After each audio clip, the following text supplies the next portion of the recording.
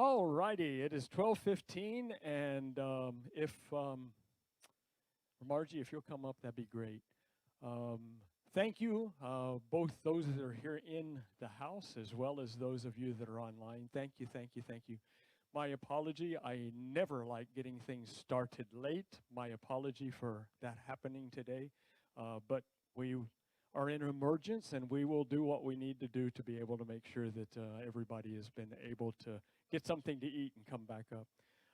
So, yes, please have a seat and right up here in front. It's exciting around here. We have had a lot of things that have been happening over the last year, 8-9 months since Reverend Tim left, trying to kind of get things rolling and see where it is that we are going. The excitement is present, and I don't know whether the excitement is because of the people that are doing some of the talks, etc., or whether it's because of just the people that are here, the family, the beloved community that is present right here. As we told you before, the vacant ministry packet was sent to UWM when UWM was UWM, and it wasn't UWH annexed. But anyway, it was sent to UWM, and we asked them not to publish anything out of it until after we had this meeting. We promised that we would have this meeting for everybody to be able to ask questions so that we could get an idea as to where the congregation membership is, and we would know where it was that we were wanting to go. And it will be after this meeting that we'll try to decide where it is that we want to go next. Officially, unofficially, I should say, unofficially, a lot of people have come up to Reverend Margie, to me, to other people saying, I want to tell you my thoughts of what I think needs to happen. But those unofficial thoughts and even the messages that got sent to the board are not necessarily things that we can work on because it doesn't necessarily represent the totality of the congregation. So we wanted to make sure that everybody had a chance to be able to talk, be able to get their thoughts out, let us know where it is that you think that we need to be going. The comments that have been made have to do with fiscal responsibility, saying that if we kind of are thinking that we've got two people that are here on island that are good, and that's maybe where we're going, it's fiscally irresponsible to bring people out and look at the church. Probably even more so if it's my intention that it's not only fiscally irresponsible, it's emotionally and psychologically and spiritually irresponsible. If we think that we know where it is that we want to go, and if we start inviting people out knowing that we already have some place that we want to go, it's like being engaged to somebody and asking for dates before you get married. That is not the way to do, and I cannot be a part of that. So I said that we will not do anything until we have got this taken care of from a meeting today. The part that have been talked about is with regards to moving expenses, the fact that whenever people come out from the mainland frequently, they come here and they say, holy smokes, I didn't know it was going to cost this much to live in Hawaii. I didn't realize that my family meant all that much to me back on the mainland. I'm ready to go back home because now I feel that I need to further where it is that I was going.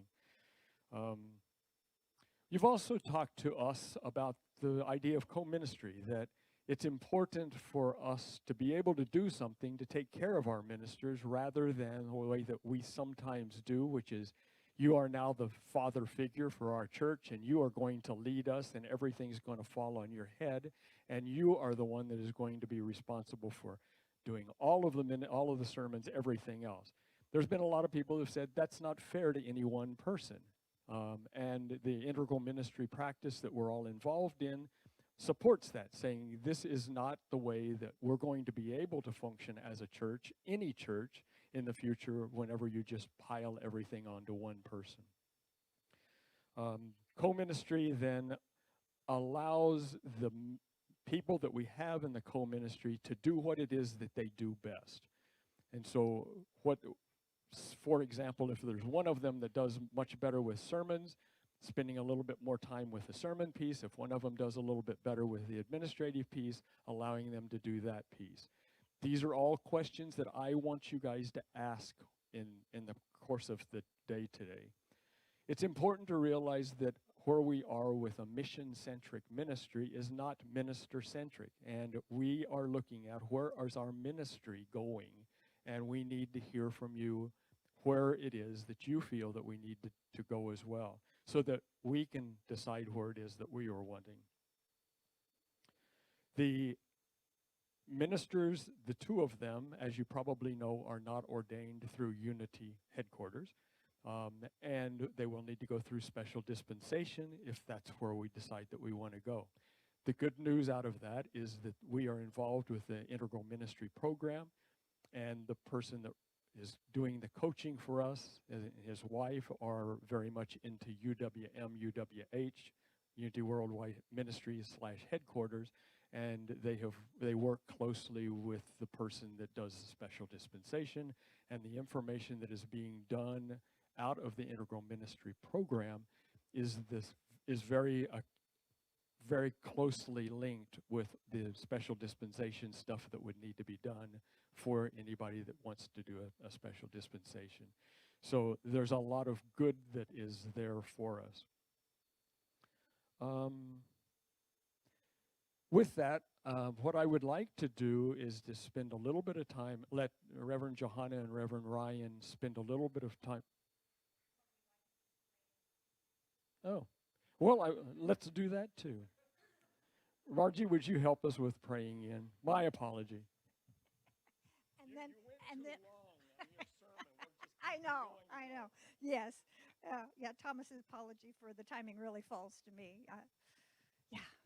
So, folks, here in this room and wherever you may be, take a deep breath in with me.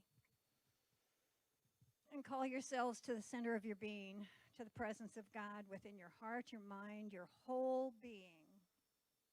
And know that we are bringing all of that energy, all of the wisdom that resides within each heart, all of the capacity for openness and curiosity and wandering into where God is calling this community next, what that looks like, and who we are. Who do we have to come to be, each of us and collectively, to live the vision for this community?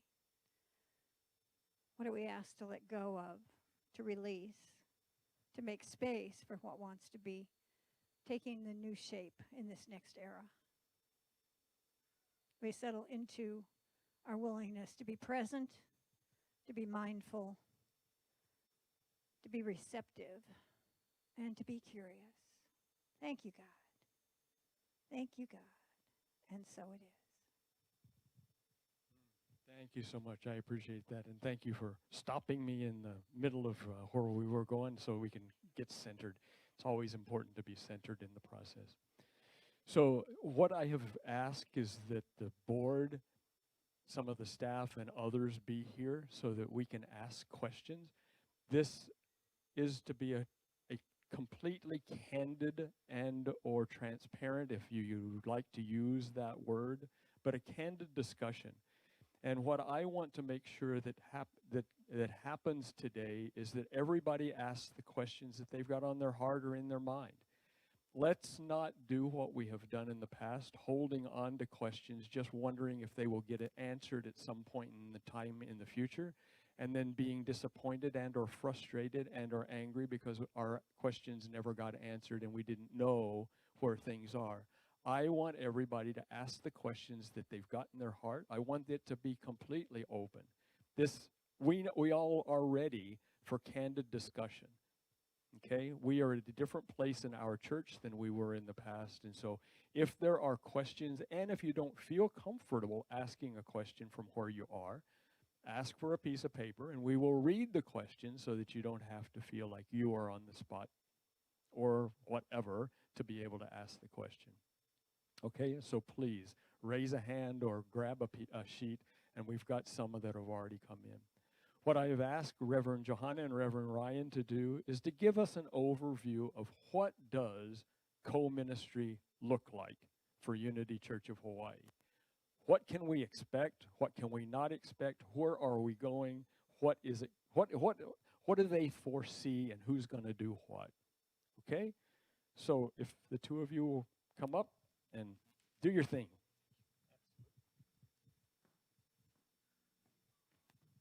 I like that, do our thing. Oh, boy. All right, so aloha, everyone. I would rather entertain questions. However, just to kind of begin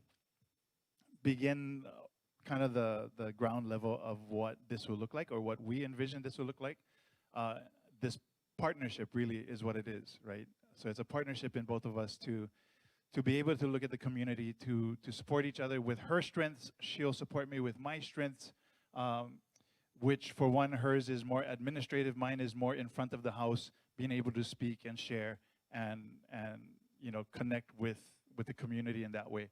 So we're there to support each other in that.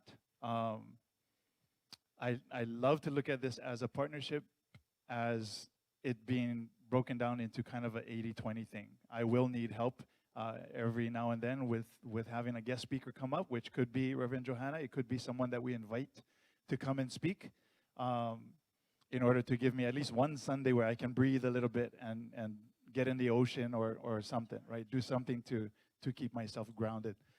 But on the same level, she'll have that time to also get grounded and do what she has to do, which is where I will come in and help her within the administrative things, which I'm sorry if nobody gets paid that week. I apologize. But that is kind of how we're looking at this as a partnership. And I am completely here presenting myself to be that support for Reverend Johanna. And I know that she'll be there to support me as well.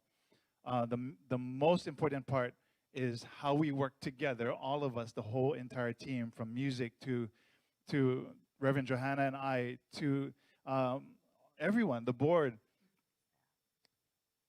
Sean, Staff, whoever, everyone, yes, everybody, volunteers. right? So that's where Integral Ministries is vitally important, because we are doing this together. We're not one of us, not myself, not Reverend Johanna, is really doing our best as an individual to lift this place. I could care less if my name is plastered on any kind of sign or whatever. It doesn't matter to me, because it's the community that's most important as far as what I know and what I see. We've been through many prior reverends who have come, and it has been all about them, right? Or it has been about them bringing this community together. And I really want the community to understand that, in my mind, it's all about us bringing this community together and lifting this place up. Yes, I will be here to speak and to share and to give perspective. However, I can also receive perspective from everyone in this place as well, right?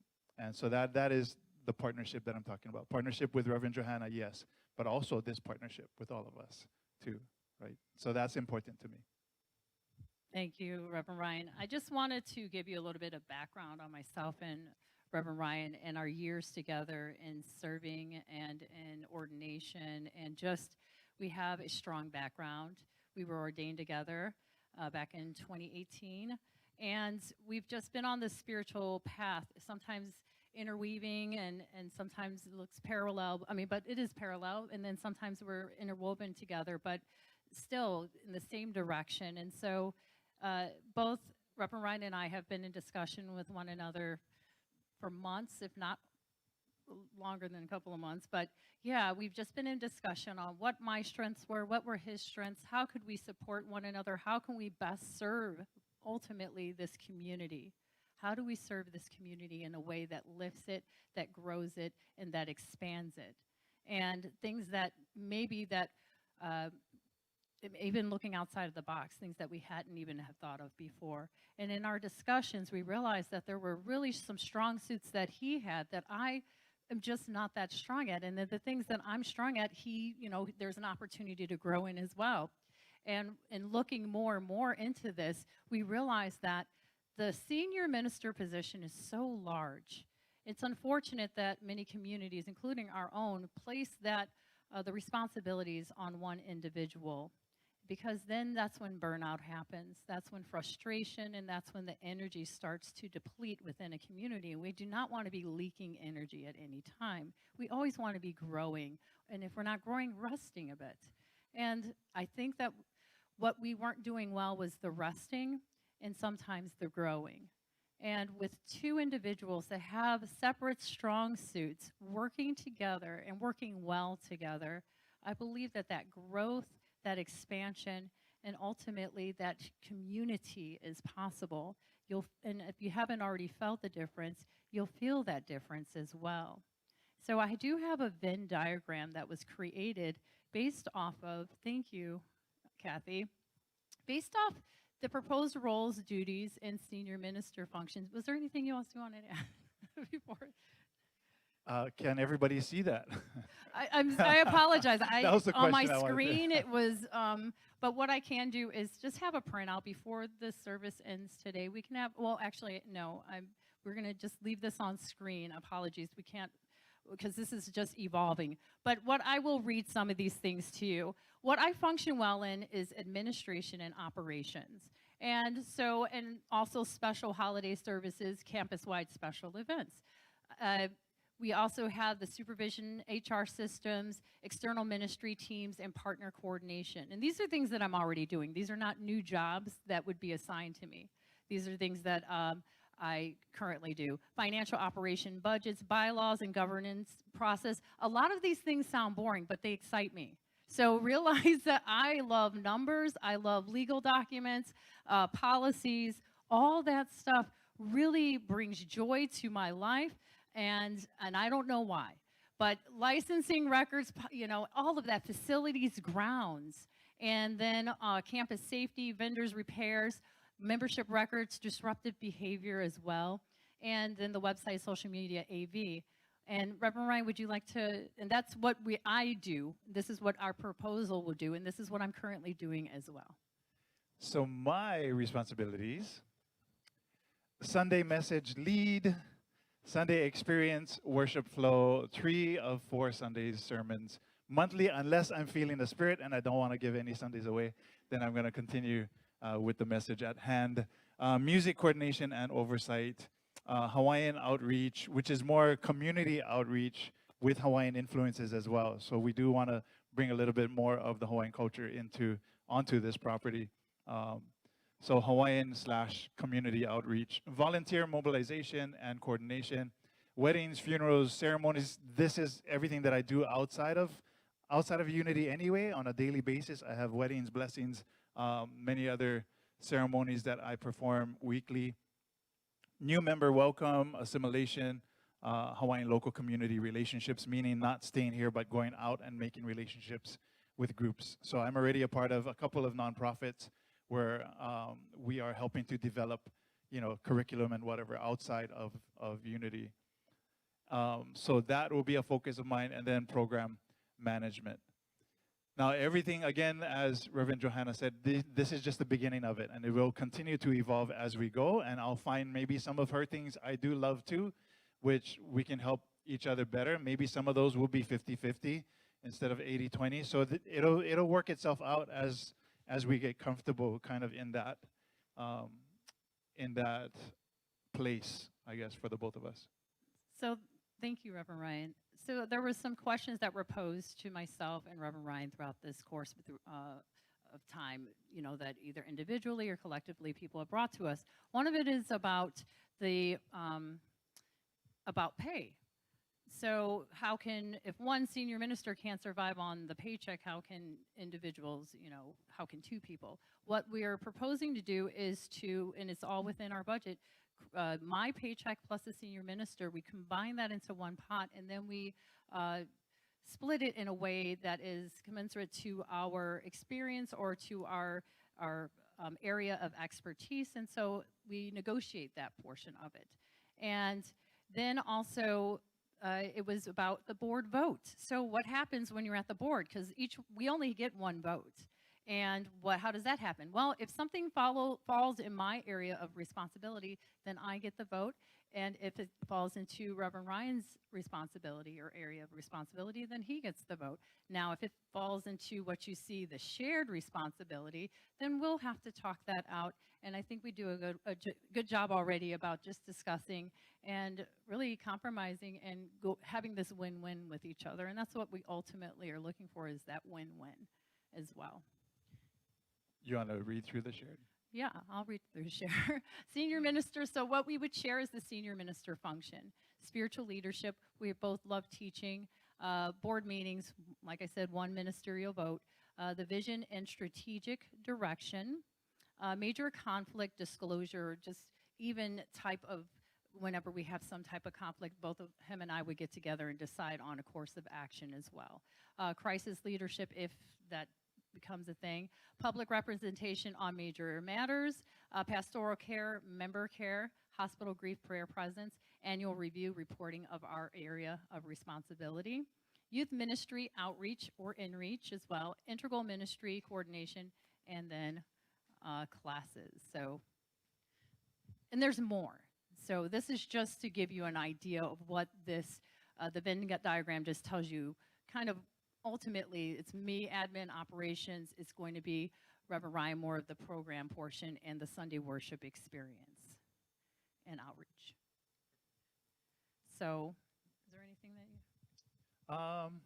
No, not much else that I need to add at this point as far as the Venn diagram is concerned or other responsibilities, because as we move forward, if this is the way that Unity of Hawaii will move and ultimately everyone decides to go, then those things will come. You know, we're going to rise to whatever occasion that we all have to meet, and together we're going to come to the right conclusion for that.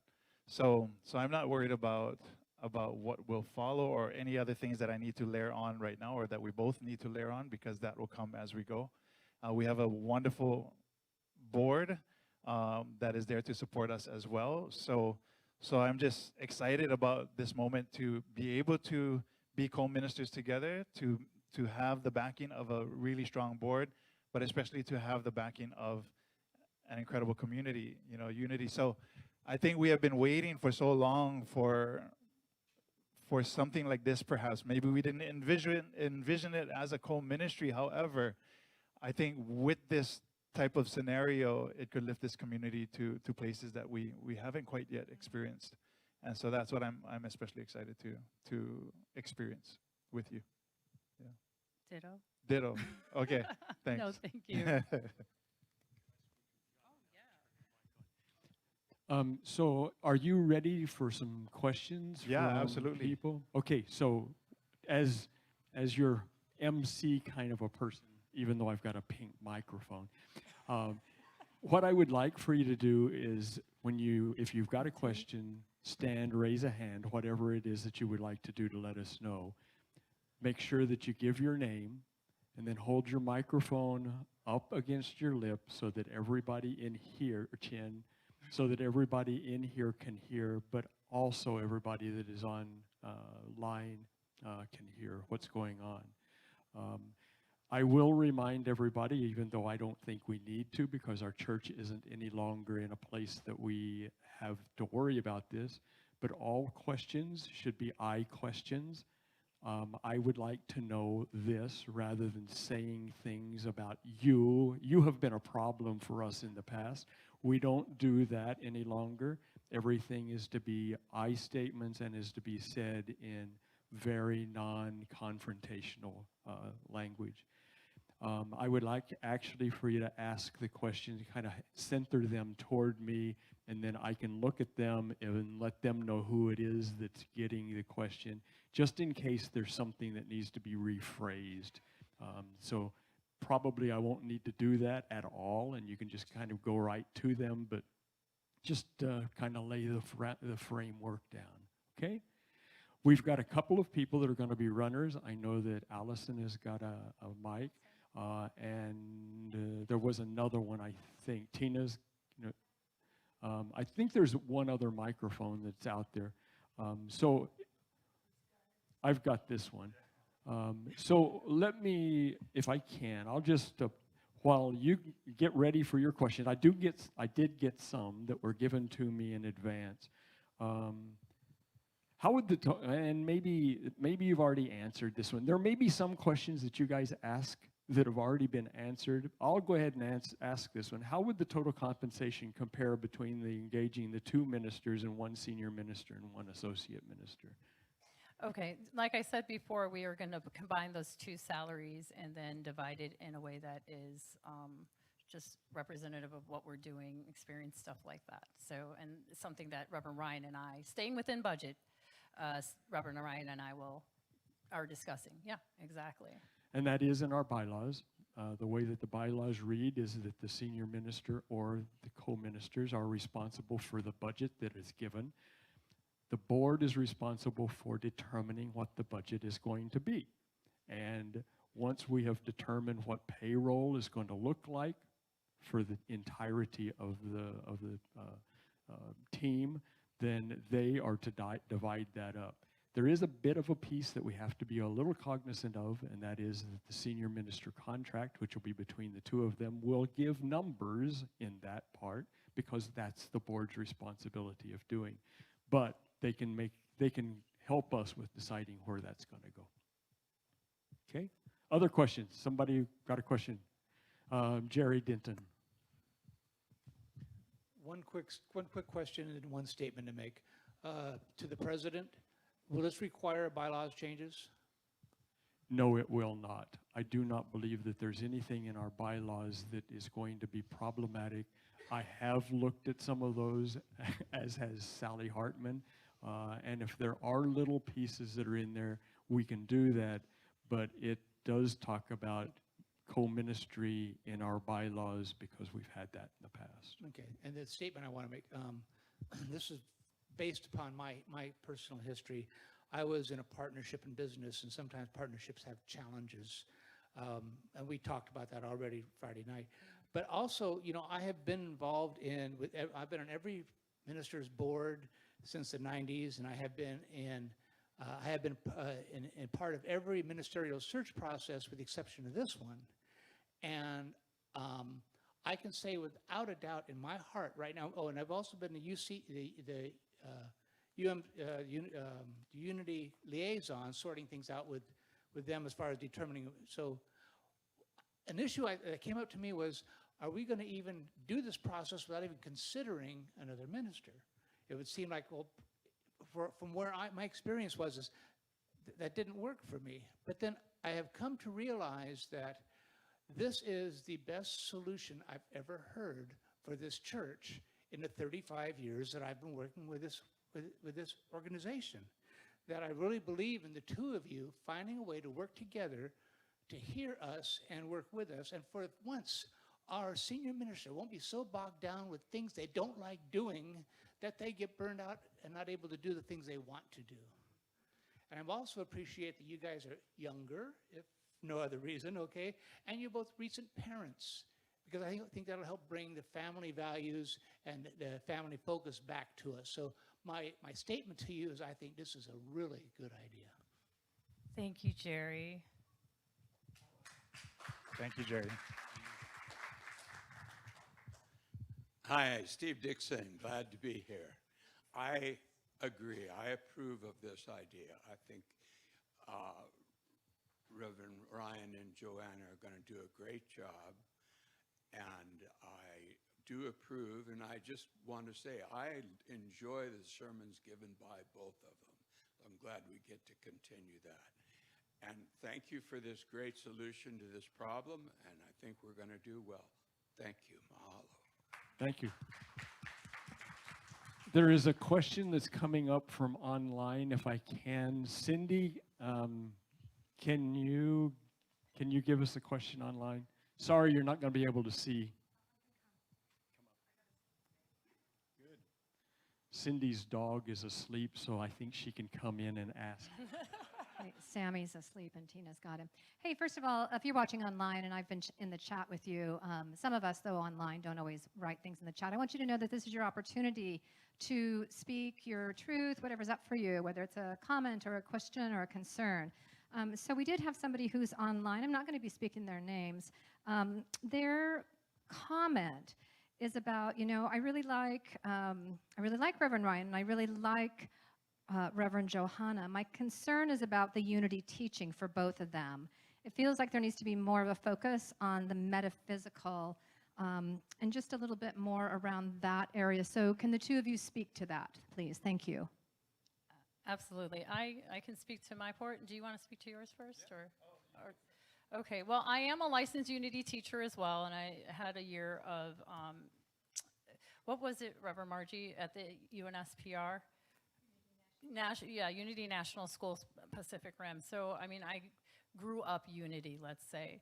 And so I often rely almost completely on just Unity teachings for whatever my sermons are or whatever teachings there are. So I'm founded and grounded in Unity, if that makes a difference.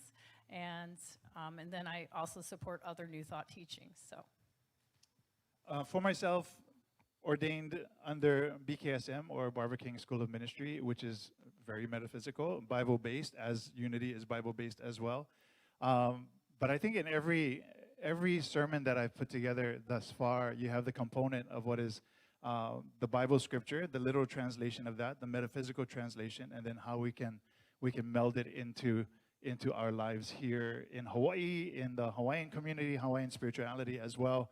So there's a lot of that we are, that I am always focused on. So sometimes you may hear a little bit more of perhaps Charles Fillmore's example, right, through Truth Unity, or sometimes you might hear a little bit more of Nana Viri, which is very metaphysical as well. So all of our kupuna who have taught us over the past, their understanding of biblical references are very, very metaphysical, right? So, and that is why I'm here at Unity. That is why I believe in what I believe in, or know what I know regarding that spirit that resonates through me.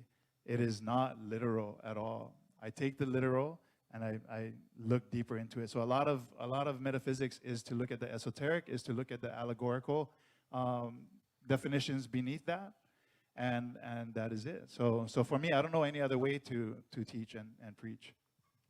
I just wanted to add that Barbara King School of Ministry teaches a lot of Charles Fillmore. A lot of our textbooks there are Unity textbooks. So that's founded and grounded in Unity as well. So I think you may have already answered this, but I'm going to let you expand if you would like to a little bit further. The question was, I would like to hear how Reverend Ryan sees how this fits with his purpose and the unfoldment of his truth and journey. Oh, thank you, whoever wrote that. My goodness, how this fits into my truth of who I am. All of us have gone through our own journeys of perhaps experiencing something that we were forced into as kids, maybe pressed upon us, and we asked the questions in that time. For me, it was in my young youth life, from 10 years old perhaps to 17, where I questioned my mom every time we went to church. How does that make sense to us? If God is this beautiful and all of love, then how do I reconcile the idea of people dying and people, going through the heavy experiences that they went through from the Bible to in real life? And how do we explain these things? And my mom would always tell me, you have to go into prayer and seek wisdom, right? Wisdom was my one true prayer all the time growing up, was how do I see what's happening in my school, my high school at the time? How do I look at these relationships that I have, or relationships that were developing, some that were strained, things that were happening where I could learn, I could receive, I could breathe that in, understand from a personal perspective, from a friendship perspective, then from a spiritual perspective, everything to be, to come up with the best possible solution for what needed to be done, right? And so I was always, I shared this Friday night, I believe, that I was always the one to be looked at as the father figure in my high school. Even in college and throughout life, even now, right? People continually come to me for prayer, or they ask me for guidance in some way, somehow. And that is the wisdom that I prayed for as a child, right? So I don't only move through life with what is biblical teachings to me or other philosophical teachings to me. It is what my life experiences have allowed me to become over time. And they are beautiful experiences. There was a time where I left the church because I didn't agree with anything that was happening in the church. And when I found Unity, I was like, oh my goodness, this is exactly what I've been looking for. This is what resonates deeply within me. And it's not to say, quote unquote, Unity helped me get there. It was the mindset that there was more to God than I could have ever imagined, right? Nobody ever taught me those things in Baptist, in Protestant, in evangelical churches, nobody taught that to me. They said that, if you sin, that's it, you're going to hell. Or I was born a sinner, therefore there could be nothing else except for me to just be okay with me being a sinner. Everything else is chasing the proverbial carrot around the track. And that was never me. I never felt that this was who God was and this was who God was intending me to be. I know when we teach the bowl of light, that is who God depends or expected us to be. Pure, beautiful, divine light that is meant to shine and to become that inspiration for the world, but first within me. I have to understand this first, right? And so, thank you, Jim. And so this propels me in pretty much everything I do. Everything. When I leave this property, I guarantee you I'm going to have 20 more people outside of here that I'm going to say hello to, that I'm going to hug, that I'm going to get into conversation with, because that is who I am. And this is something, again, that has created this spiritual being. I understand myself to be a spiritual being within this human body. And it is for me to be so perceptive, to be so open and connected with the Spirit, with God, that I can maneuver in this body on purpose. That's who I am now, And I've learned that over time again, over diving deep, over meditation and prayer, over life experiences. And so this, I truly believe, is what I'll be able to share here at Unity Church. So Beautiful, thank you. There was a question. It's not really a question. This one came, it says, I am in awe of the singers that gift us with non-monetary compensation. It brings, though, another question that comes to mind, and that is that we have got a music team here that is second to none. And I think we all feel that. The question that comes up is, in the past, there have been times that senior minister in the music department may not have gotten along real well together, and that there are staff and ministers that didn't get along real well together. Can you tell us how well you are able to work with the music team? And can you help us with understanding, are there conflicts that are going to show up? Is this going to be a problem? that's almost like asking, is the sun going to shine tomorrow? Right? Are we going to experience day and night? Absolutely, we're going to experience day and night. I don't think that there's ever a foolproof way of relationships to always stay malie or calm. There will always be some kind of trepidation or some kind of wind that blows over the water that roughens it up a little bit. And we are going to experience this with our relationship with the music department, with whoever wants to be a part of this. But this is what will make us stronger. So if we can sit in circle and talk about the situations that could possibly arise, and we can listen to each other and hear each other and come to a solution. So if you're looking at Aloha, A-L-O-H-A, sorry, I just wanted to respond to this. In the middle is the O, and what does the O stand for? Olu, olu, right? And olu, olu is agreement. But it's not just to accept that this is what it is, that we're going to always come to agreement. In order to come to agreement, we have to find ourselves in disagreement. And then we're going to work our way back to agreement. And that makes us even more stronger than ever if we can come back to that place of agreement. And so even though there is or there may be dissension between us and the musical team or board members or whatever, then I would hope that our whole thing, in order to elevate this community, is to come into circle, to sit down, to listen to each other, to agree and disagree and come to a healthy conclusion in the end. That's what Olu Olu is all about. And if we're not abiding by the characteristics and traits of Aloha, then I better step back if that's not who I am as a person, right? If I am going to look at my responsibility to be a vessel of Aloha and love and conscious love and divine love, then I have to make sure that I'm willing to put my ego down and to say, all right, I'm open. Let's talk, right? So that is my answer. What's your answer? Yes. Sorry. No, I think that's perfect because this is what community is about, is that sometimes we're not going to see eye to eye.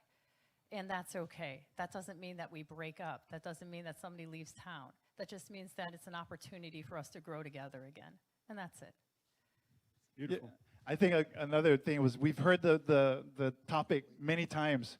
Shift happens, and shift will happen, you know, and we just got to be prepared for that. Hey, I'm back. And then somebody's got something over here. So, hey, online people again, thanks for putting in your questions. We've got a couple questions, but we'll just take one at a time. So the first one is to both of you. This is the exact question. What other jobs and organizations are Reverend Ryan and Reverend Johanna involved with?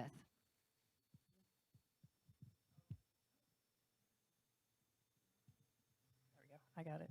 All right. So what other organizations? So I'm involved in two other organizations. One with Reverend Ryan, Hillside United Hawaii. And so, and then I'm also involved with Hillside International Truth Center in Atlanta, Georgia, where I am in charge of their web presence, basically, and I lead a team out there as well. So from the music to the media team, that's my forte, but I have a great team, and very little that I need to oversee from afar. And yeah, and maybe I go into, does that take away from duties here? So absolutely not. I have my schedule. I've been doing this for 7 years now, and I have my schedule in such a way where I block out everything. Every half an hour of my day is accounted for, even my rest. So I've just learned how to do that, and it works well for me, and it's a lot of fun, and I serve with honor in those communities as well. For me, my involvement, I'm self-employed, so I do weddings, blessings, everything, right? So I also do artwork. So I create designs on urns, and that is a part of my day job.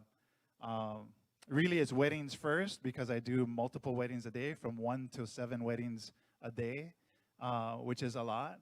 But when I make the commitment here, then it'll take away the whole middle of my day. So the mornings will be available for early morning sunrise weddings, and the evenings will be available for sunset weddings. The middle will be reserved for here, for Unity. There is one company that employs me at Aulani, and so I do want to always honor Aulani as best I can. However, we do have substitutes to cover when that time comes. Organizations that I'm a part of, one is called Kuana Ike, which is a nonprofit where our whole focus is on how do we bring aloha to the world. And so that is to bring in annually, like we just finished our Spirit Fest a couple of weeks ago. And so we brought in speakers from the continent, from Mexico, from also speakers here in Hawaii, Ike Kupuna, or ancient knowledge that they would share with us, just to help us, again, like here, rising within their daily walk and in the community as well. So that's very important for me. What else is another organization that I'm a part of? So Kuana Ike is very vitally important to me. Our Huliao, which is what we're both doing with Hillside United Spiritual Center of Hawaii, is just to have a circle on one Saturday a month where we have people who want to come in circle, and we just talk spiritual understandings, metaphysics, so on and so forth. Carol loves to call it our beach church. So it is our beach church where we just gather, and everybody's welcome to come to that, where we just circle up and then have our discussion, and then we have donuts and cookies and bread, cream bread. So it's beautiful. It's a lot of fun. But really, those are the things that I'm involved with. Yes. Hi, Ralph Whitaker. I would like to ask both, would you make a commitment to, when your plate gets full or your cup overruns or your well runs dry, to lean on us as well as each other? That was a song right there. That was a beautiful song, Ralph. When your well runs dry and your cup is full, will you depend on me?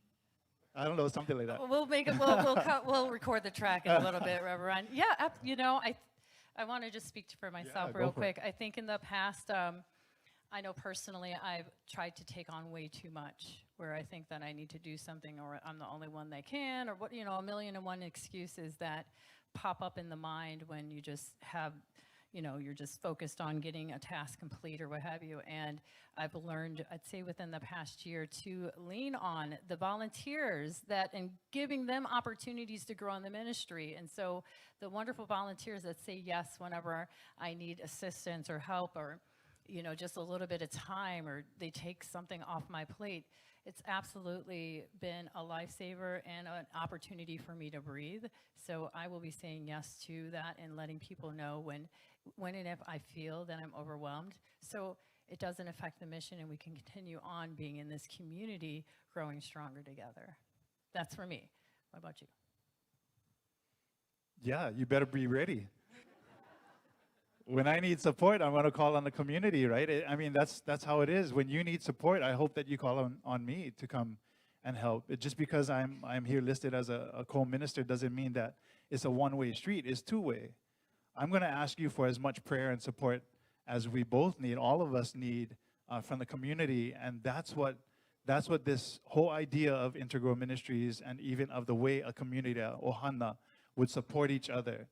That's what this is all about. So yes, make sure you don't silence your phone at night, because I will call you. Hey. I know. I'm telling you, I got an active online community. Awesome. If you're this active during Sunday service, I'd be so busy. I'd be so happy. Here's what's happening. Okay, so somebody online, and I'm sorry that I kind of missed this question, but earlier there was a question, and so here's the follow-up. It says, the responses about conflict with the music team did not indicate whether there was a good relationship now, or there is currently conflict now or on the horizon based on the experience. Do not answer that. And then the follow-up on that is, thank you. And Reverend Ryan in particular, bless you, gave a beautiful mini sermon on agreeing and disagreeing, but actually didn't address the question. So again, sometimes we just really want to hear the straight up answer. And so there was a question, and I didn't catch it because I was taking care of baby, but I'm assuming everybody else did. Something about the music team and conflict, and whether there's a good relationship now, or is there currently conflict now, or on the horizon, based on your experience. Thank you. Well, somebody should answer that. Yeah, both of you. You don't, not a big thing about how we do conflict and how we don't do conflict. The question is there conflict? It's what it sounds like. Somebody must have asked a question about the music team, and I don't know who asked that. Oh, Ralph. Ralph, did you ask a question about the music team, and is there conflict? No, it was online. Okay. So that one was one of these questions that was in here, saying how much they appreciate the music team, and is there a problem, or how would you not necessarily how would you handle it, but are there issues that are foreseen that you don't work well with the music team? Is that a problem?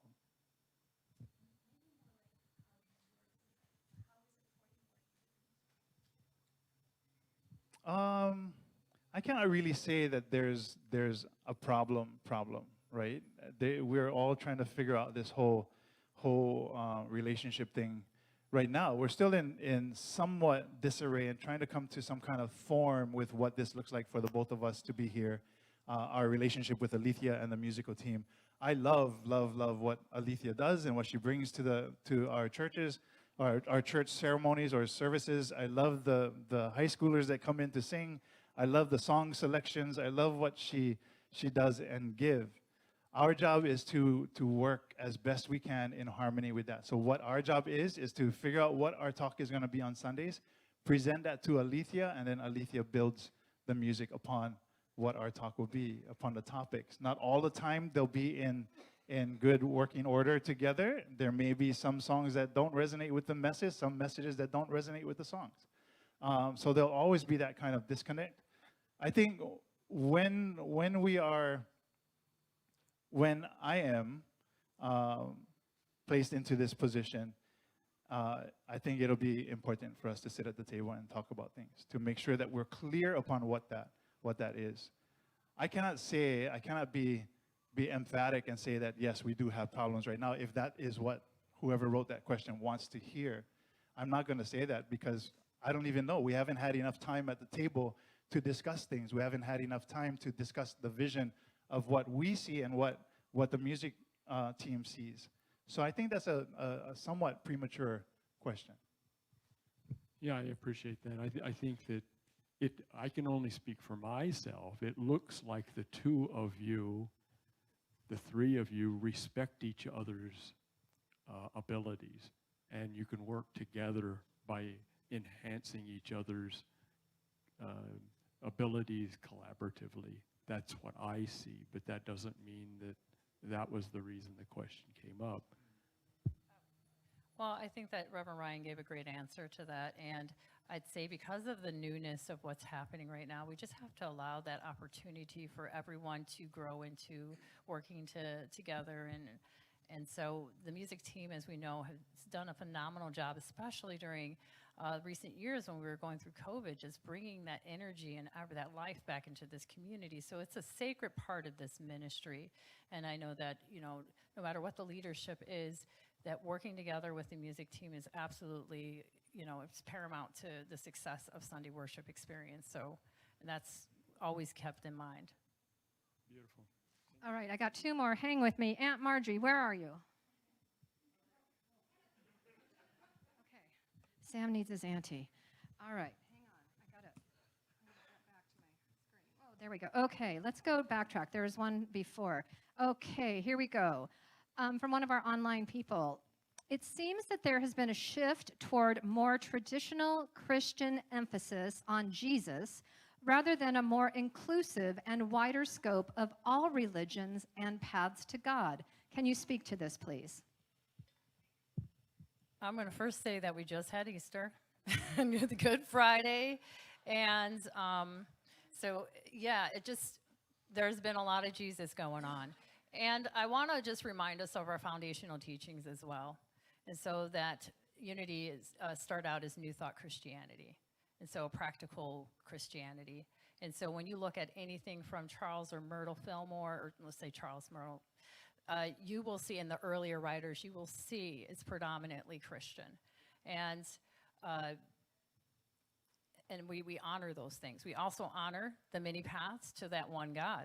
And so as you know, Reverend Ryan is bringing a different aspect that we haven't had here in a long, long time.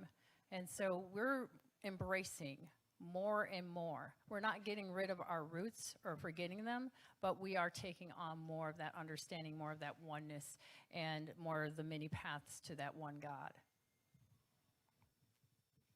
Yeah, I agree. Again, I think every sermon that I've given, I've based it upon the scripture, the metaphysical interpretation, Hawaiian spirituality, philosophy, so many different aspects that I'm looking at. I'm not going directly, and I don't think we're not going directly to what is Bible interpretation, and that's it. There cannot be. It cannot be it. There's so much more to who we are as the unity community and understanding the many paths to God. So I will quote Rumi, I will quote, take something from Buddhism and use that as well, because this is for the practical evolution of who we are, right, as we walk this spiritual path. So that's my answer. Beautiful, beautiful.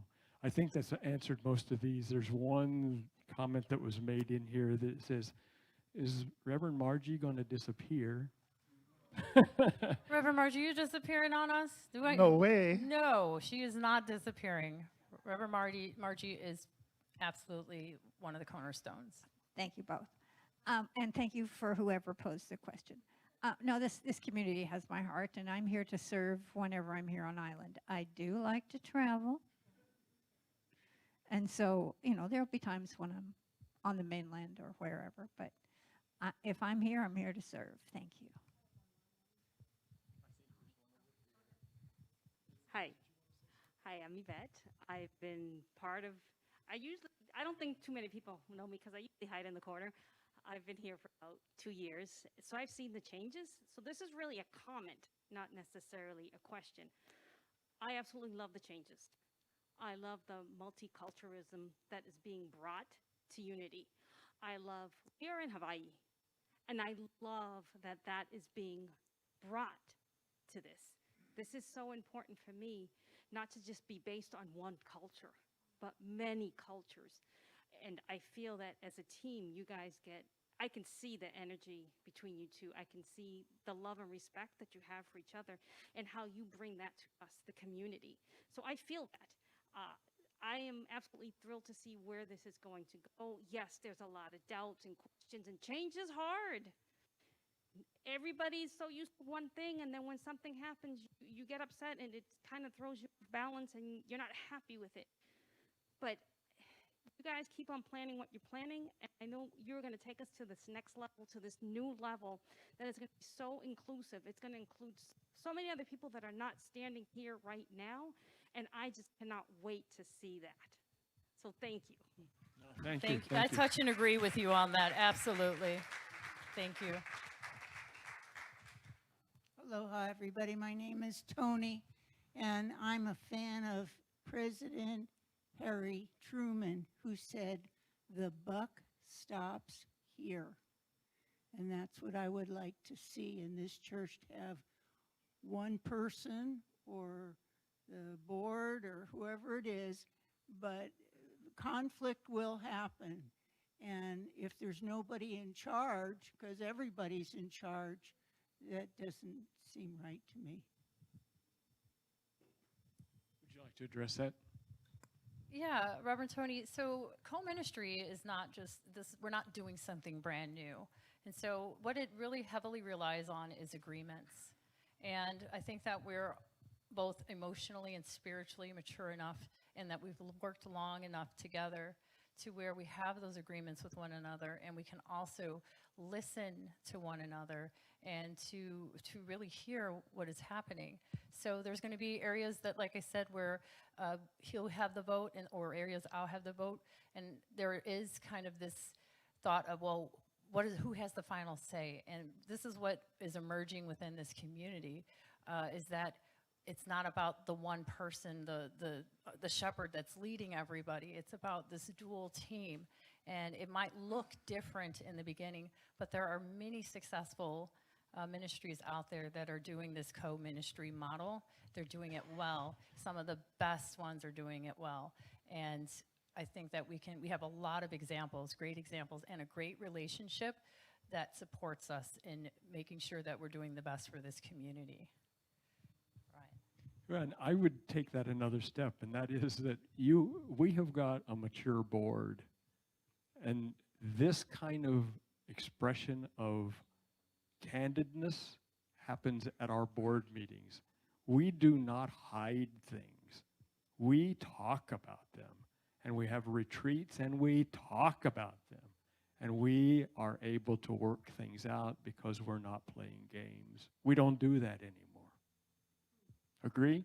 Agreed. I think that's a good way to look at it. She's going to have to make decisions on things, or she'll have the final vote on something. But it's not to say that it'll come without our talking with one another, right? I'll have the vote, but it's not to say that I'll vote without her opinion, without her expression and agreement with me as well. So that's important to see it that way.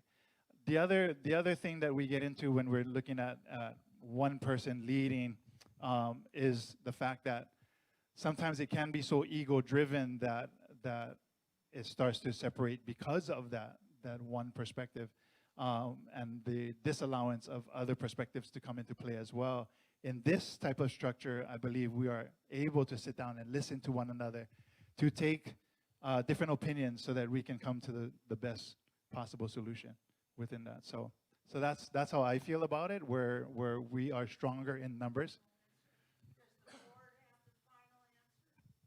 Well, it would depend on what it is that you're talking about. If it has to do with a board issue in which the board is responsible, that would be one thing. If it has to do with the ministry, of course, it's going to be their kuleana.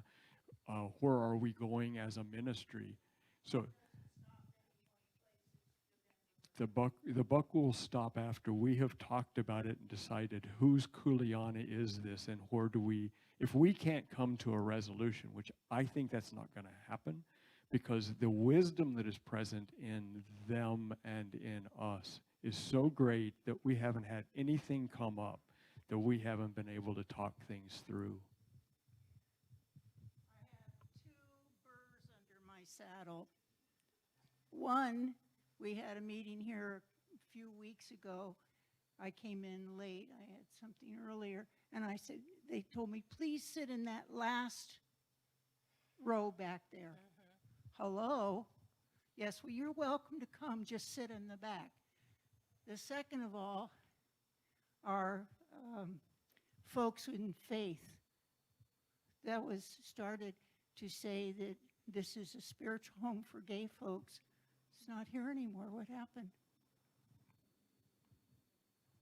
So, Reverend Tony, I'll answer that question. Our policy right now was written a while back when it came to elections and everything, and at the time we were having some contention with members versus non-members, and so we started to, and I know this sounds crazy that we're even still doing this because we just did not catch it this year, but so we don't intermix the voting members with the congregants, because there was some type of fear way back when that non-members would be casting votes for the elections. We're looking and relooking at those policies now, and thank you for bringing it to our attention, because I didn't even realize that it was still there or just cognizant of it being there. But so that's the policies committee, and they function as an arm of the board, and so we're looking at, and that was actually brought up, so that is in our awareness. So that would be a board issue because it comes into the whole area of the bylaws and the pieces of what it is that the governance piece is, but we will have to work that out. I had no idea that it was still happening. And the reason, again, was, as she's mentioned, of when it comes to a vote, how do you separate to make sure that people that are not members are not voting? But we don't see that in the congregants any longer. We don't have people playing games from our end either. We're all working at this together. And if it becomes problematic again, it becomes problematic again, but it certainly isn't there now. And then if it has to do with a ministry thing, then it's going to be their kuleana. But we're going to talk it through as to where are we going. Is family and youth ministry an important piece for the board to fund? That's going to be something we're going to have to work on with regards to funding, and we're going to come to an answer. We're going to find a way to make this all work. Got to. Okay. Folks with Faith, I'm sorry. So Folks with Faith, I can answer that as well. So I've been speaking with the individual that kind of runs and manages the program. And so what Folks with Faith was trying to do was get us out of the structure of a church and bring it out to more of the communities, because it is an outreach ministry. And when we were having it more on campus, the thought is that if the LGBTQI plus community, if there's some type of energy around having it inside of a church, that we would have it at a coffee shop or a beach. And so most of the Folks with Faith ministries out there are not meeting on campuses. Last time I checked, they're meeting somewhere else out in the community. Sometimes they're meeting at a college campus. They're going out there and they're showing that you can still have this spiritual experience, and it doesn't necessarily need to be in the brick and mortar. So, Danny, I think that we can answer that question offline, because I know I want to keep to the intention of this right now. I know Danny is leading that ministry, and I want to make sure that you are able to answer that question in a way that represents it best. Okay? So that's... Let's find out where that is, but we do want to be able to make sure that Folks with Faith is an integral part, just as AA and the rest of the things are integral parts. Absolutely. I did think that it was completely ludicrous when I heard the story of if the church is supporting something and if somebody goes to somebody else's house and somebody gets hurt, that the church could be liable if that were to be the case. And I said, that is stupid. So I asked my attorney, neighbor, and he says, you know what? That's not ludicrous. That happens. And you can take a church down if somebody gets hurt at somebody's home. So there is legalities to part of this that we got to be cognizant of so that we don't walk blindly into stupid places. So thank you. Hi, Sue Bergman. I've been around for a while. I've been here since '78. So I've seen a lot of changes.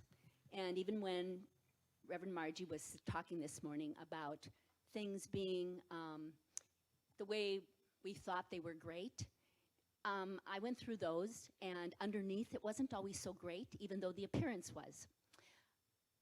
I don't want that to happen again. I love the two of you. I think you're doing a wonderful job, and I'm very thankful that you have been able to help us through this transition. And I'm concerned about the unity teachings. I know you were trained in unity teachings with someone else. I'm concerned. I would really, really like to have the people who are leading us to be unity ministers, and I want that unity foundation. The person who I know did your ordination or whatever, I did not see in full esteem. I know I'm an individual on that, and that's okay, but I did not find, my experience was not good with that person. And therefore, it has clouded my view of what that training would be. And bottom line, I want a unity minister here, and I don't want to have us be New Hope. So I want to have my cake and eat it too, you know, and so I'm wondering about that possibility of training, because to me, that's a really important thing. You're doing a wonderful job, and there's something missing, and I'm not quite, there's a light, there's a mana that still is not here. We still have too many cobwebs that are needing to be cleaned out, with whether it's us oldies but goodies, or whether it is energies that are left over from whatever. And in my meditations, I do a house cleaning of white light through the church on a regular basis. And but the training is really, really important to me, and I would like to have you speak to whether you'd be willing to do the unity coursework. Oh, thank you, Sue. I really do appreciate that. Yeah, so with special dispensation, that doesn't mean we get to just stay here and just be BKSM graduates. We actually have to become, through special dispensation, unity ordained. So we'll be taking those courses. We don't know what it looks like just yet, because it's highly individualized, because based off of the training that Reverend Ryan has, based off the training credentials that I have. So it's going to look different for both of us, but we're doing it. So yes, concur. Thank you. Ditto. I think there's a question back here in the back. Yes, please. Hi, aloha. I am so Name? grateful and happy to see you guys up here, and I too am in such support and saying yes, yes, yes. I'd love to see you both. Oh, I'm sorry. I'm Kendra. Kendra. So really to see you both come together, I think it's such a beautiful just weaving together. And I recognize it's also like such a beautiful divine feminine, divine masculine, again, kind of weaving together. So from my vantage point, I am newer. I haven't been here since the 70s. And I have been here, you know, pretty consistently for the last several years.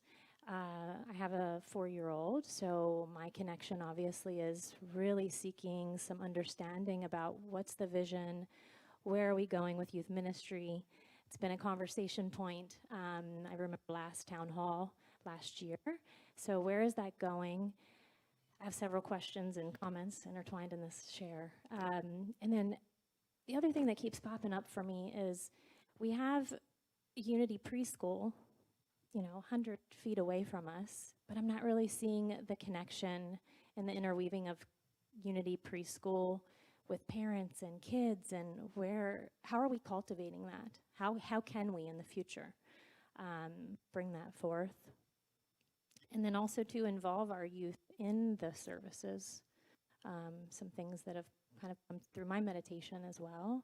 And how can we create this back area and put so much more aloha and malama'it to invite new families and create such a beautiful energy that I feel like we really need to take care of. And it's kuleana, to really start planting seeds, because really being children of God and having our little children of God coming forth, we need those cornerstones to keep this sustainable for Unity Church.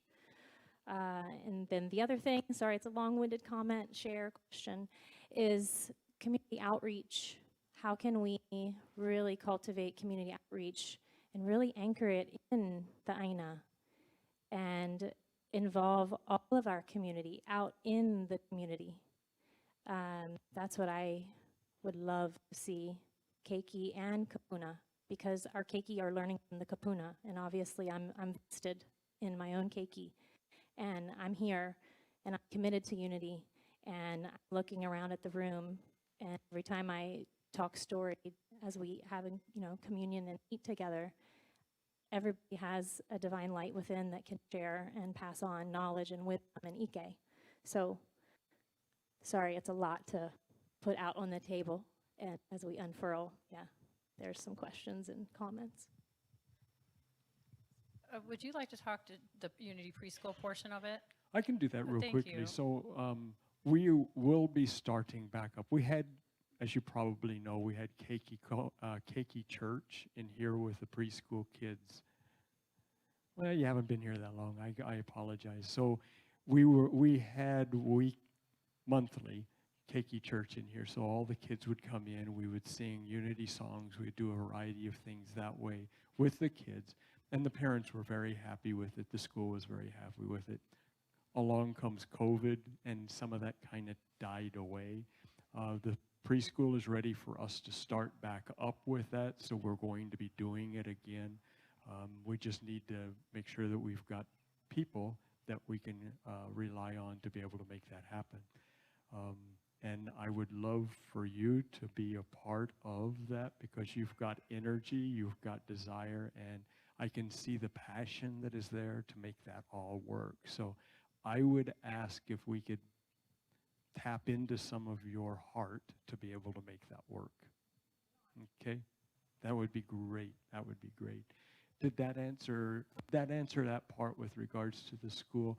The school is very close to us, and I don't know that you know this now or not, but because the school was concerned for the church, and the church was concerned for the school, that if there was ever something that happened, that it could take both down at once. So the school is in the process of developing their own 501c3 so that they will be an independent, they'll be here on campus still, but they will have their own governance. The church will have its own governance so that we can make sure that we are protecting each other so that something doesn't take both down. That's a good thing. The attorneys are helping us with all of that, and we're making sure that we're doing it for the best interest of both organizations. Okay? Did that? I think that answers maybe the Unity Preschool and why we're not tapping in, and we will. And that's another thing is right now with the resources that we have, and resources including people, we did have a youth ministry. Right before you arrived, Kendra, a couple of years ago, we did have a youth ministry that happened every Sunday, and then we had to do it once a month on Sundays, so it kind of dwindled down. But we do feel the energy of youth ministry coming back again. I was here Wednesday evening, and a parent knocked on the door and wanted to know what our youth ministry looked like. And then the week before, another parent walked in midweek and wanted to know more about youth ministry. So it's happening. And so I just looking for the right teachers, and we'll be putting a call out for volunteers. We'll be getting the space ready again, and we'll be ready to welcome our keiki back and just having this be that that family ministry that it once was. So it's on its way, and I know your phone number, so I'll give you a call as well. And we'll be chatting. So thank you so much for your question. Does that answer all of your questions, or was there anything else? And then just community outreach, especially anchored in Aina. So that'll be my job, to build relationships with groups outside of this property, to probably develop a cohort here that would like to go out and give back to the community as well. So we had a service project through Kuana Ike at Hana Papa, or Papa Hana,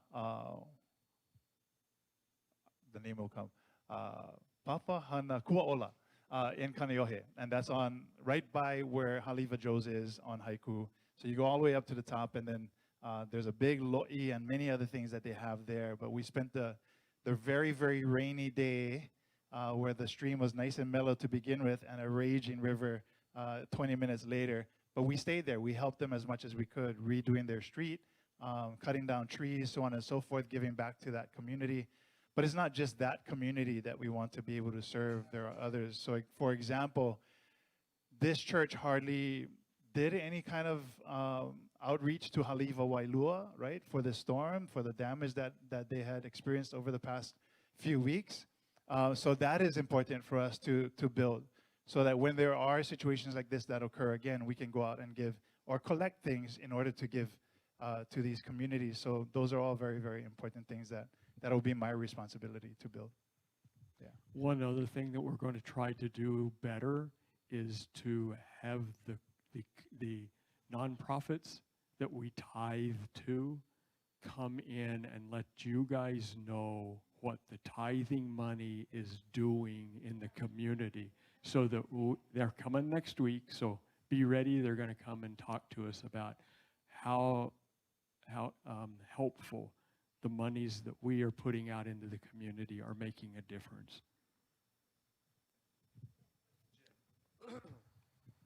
Good afternoon. My name is Jim. I've been a member of Unity since 2010 or 11. Before that, I was 24 years with Religious Science Church of Honolulu. I'd like to bring it back to the original question. Ryan and Johanna, co-ministry, taking care of the congregation. I see it like my mom and dad trying to co-parent 11 children. And we were rambunctious, to say the least, and it was not easy, but they did a damn good job. And they weren't always on the same page, but they were always in the same chapter of the same book. And that's how I see you guys. You don't always agree 100%, but if you agree 90%, that's okay, and things go forward. And I think you guys would both do a good job. Thank you, Jim. Let's take maybe one or two more questions. I don't want this to go too long because we try to do it an hour and a half if we can. So, Sean, was it you or no, I'm sorry, Juliet? Hi, Juliet Carlson. Briefly, I just want to say the sooner the better we get these two wonderful people in place to help us. Please. Thank you, Juliet. Thank you, Juliet. Sean, I think. Sean and then Maureen. Okay. Hi, Maureen Bishop. I just want to say thank you, guys. I think it's wonderful. Thank you for your energy, and just thank you for being here and taking this on. It's going to be a new show. It should be fun. And I just wanted to repeat what I heard you say, Reverend Ryan. Maybe include hula, maybe include chanting. Hey. And, you know, I retired from Hawaiian Electric. I know how businesses are run, and usually you need one person in charge just because the other person, I don't want you to get your feelings hurt. If I go to Reverend Ryan, if I go to Reverend Johanna and ask her to come to the hospital for a friend or marry my daughter, you'll be okay with it. Oh, we're coming together. Yeah, okay. It's a package deal. Great, thank you. And I do have one issue. I know my husband told me not to talk about it. But it's real. If you have songs that are evangelical and they talk about the second coming of Jesus Christ, and then you have a sermon which is just the opposite, saying, no, the second coming is within. You got to clear that up, because I left Easter thinking, what? Thank you. Thank you very Maureen. much. Sean, and then I think Sean, and then Sue, and so we got 1, 2, 3 more, and then we'll quit. My comments are from where I sit in the back. I see the energy of the church, and I also monitor the numbers of people, both in person and online. And I know when our last minister left, we all thought, well, you know, our numbers are going to drop, our revenues are going to drop, and that's the opposite. The numbers have increased. There's more young people in the back. You may not see them all the time, but there's 20 and 30-year-old people here coming. The fact that Johanna and Ryan are a little younger than the average Unity minister that you're going to find on the mainland is a huge, huge plus. You know, our congregation is senior, and without bringing new people in, we're not going to survive. And the energy that they bring and attracting young people is absolutely huge. The energy and the music, I don't think the music's any problem. I mean, we played Journey the other week, you know, Don't Stop Believing. So I know the synergy between Ryan and the music team is outstanding. I had all my key points down here. Well, I appreciate what they bring. Oh, the Hawaiian culture that Ryan brings, you know, an authentic Hawaiian native. We're on the slope and the foot of Diamond Head, and it's this is a very, very special campus with unique spiritual energy. And the fact that Ryan can expand upon that with total authenticity is a huge, huge factor, and I just wanted to end there. Beautiful. Beautiful. Thank Sean. Sue is there, and then we'll do one up here, and then we'll close. I have a question about contract. When we have had, I've been on the ministerial search team, and we usually give like a 3-year, 2 to 3 year contract. People fall in love, they think they're going to be together forever, and then something hits the fan and it doesn't work out so well. So I'm wondering about contract, because I don't think any of us want to be stuck in something that may not be working. We want a way out, and yet I'm not saying that to say you've only got and then it doesn't work, you're gone. But I am wondering about the contractual piece and how we're going to do that, because if we were going to be having someone come from the outside, we would have a finite something, and it could be then renegotiated. And I'm wondering about how that's going to work if this team is here, and it's sounding like it is here. I support that. I'm not totally for that. I would kind of like to have somebody else to see what our choices would be. And I also see that this is can be a good thing. So I have a lot of questions there, but I want us to have our cake and eat it too again. Yeah, I appreciate that, and we got to be careful. Number one, when it comes to the contractual pieces that we have done in the past, is when we bring somebody out at a cost of $30,000 to $50,000 to $70,000 and have them leave a year later, and we have to do it again, it becomes extremely problematic for us, and that's the reason we kind of linked in for a 2-3 year contract. If we don't have part of that, I think that the board could look at that a little bit better, a little bit closer, and decide what is the length of time that we want to have a hook, okay? And And if they leave, they had to pay back a half for the first year of their moving expenses, then a fourth after the second year, and then none after the third year, that kind of stuff. I don't know that we're going to need to do that because there's not going to be that piece of it. And so it will be a board thing that we're going to need to talk about, and we will talk about it because we got to write a contract. And it will be looked at, and we have a couple of attorneys in the church, 3 or 4 of them now, that can help us with that whole process to make sure that we're protecting ourselves as well as protecting them, because it's a two-way street. Okay, but we will look at that very closely.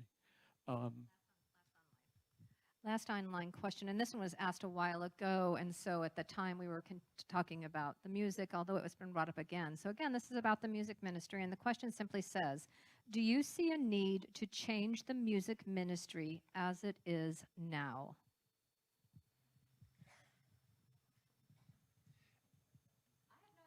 That's so interesting. Yeah.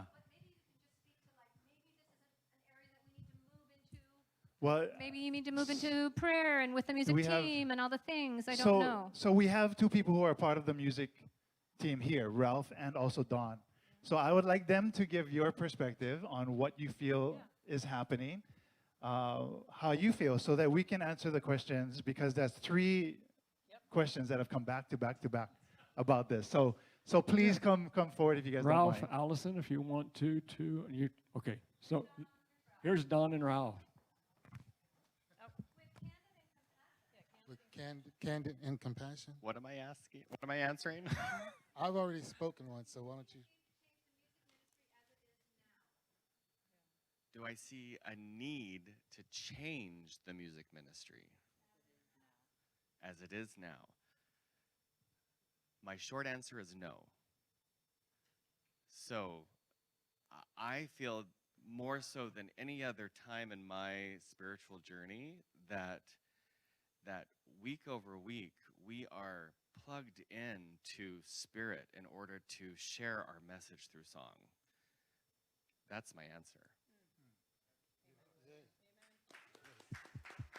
So, and it's prayer, meditation. I think our person at the helm, Alethea, is constantly working, communicating in prayer and in thought on ensuring that the woven intricacy of spirit and word of music is none other like any other place I've ever seen, right? It's pulling from all kinds of craft, of artistry, of Broadway, of gospel rock, of hymnals. It is a dynamic spiritual movement through song. So that's my short answer.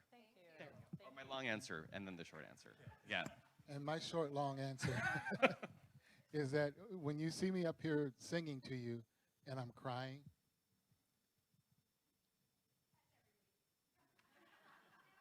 just like right now, it's because the message I want you to get is one that takes you to a higher place. It's one that delivers that spiritual energy to you. And I don't think that anything should change with the music ministry. I think it's perfect. And like anything else, things can be tweaked, things can be, amended, but I wouldn't mess with it. If it ain't broke, don't fix it. Yes. Those are Alethea's students. We're going to be replaced soon, Ralph. Be ready. Say Yeah. what? Yeah, be ready. Changes are coming. Changes are coming. Well, I'm kind of old, so you can take me anyway.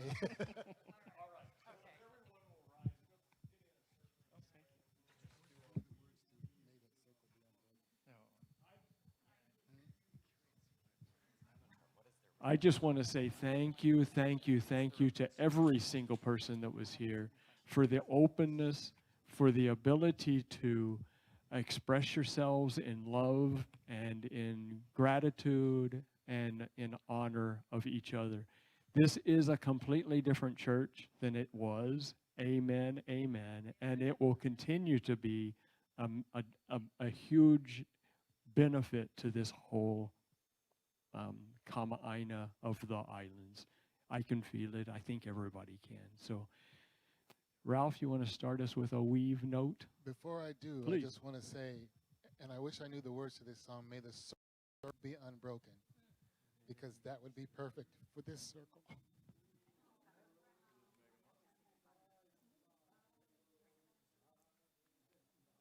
May the circle be unbroken by and by.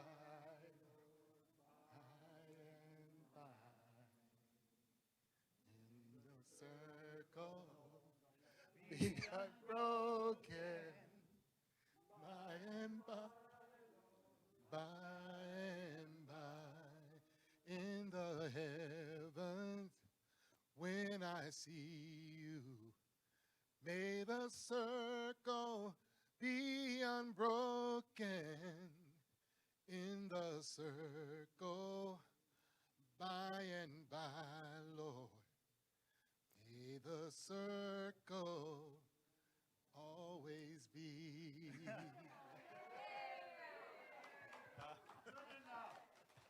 Good. All right. Perfect. That's it. One last thing. Sorry, I meant to. I wanted to bring this up and I forgot to. We were talking about the music. I would really love to see Aloha Sunday come back. When I first came here, that was one of the things that first resonated with me was Aloha Sunday, and I look so forward to it every year. Peter's talking about Aloha Sunday. For those of you watching online still, he said that he would like to see it come back. So if that's something that's in your heart, please reach out again to the ministry and to the board. Thank you for watching online. We appreciate you. We see you. We behold the Christ in you. Have a blessed day, everybody. Aloha, thank you.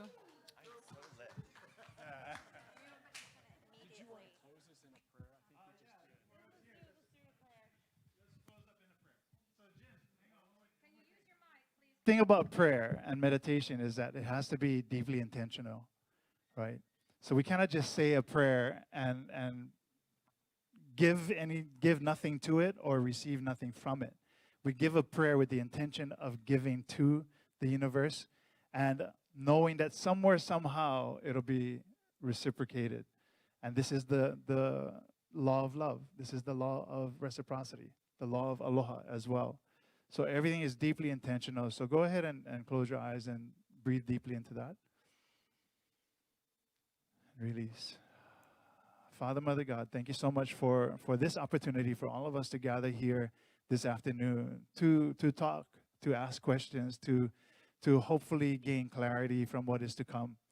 And really everything is in your hands. And so allow us to be able to understand that truly, deeply, that everything is in your hands. That as we move forward with Spirit guiding the way, that we trust that our path ahead will always be lit.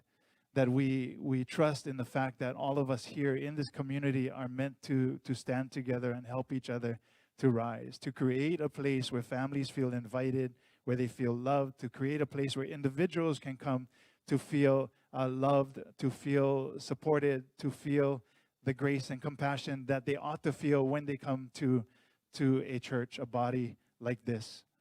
And so I ask you to help each and every one of us within this circle to fulfill our responsibility to create this kind of environment. But allow us to be intentional, that every time we step on this property, we are giving of ourselves completely and fully without expectation. This is the true prayer. We give and give and give so that we know that when we serve, we are serving from that overflow.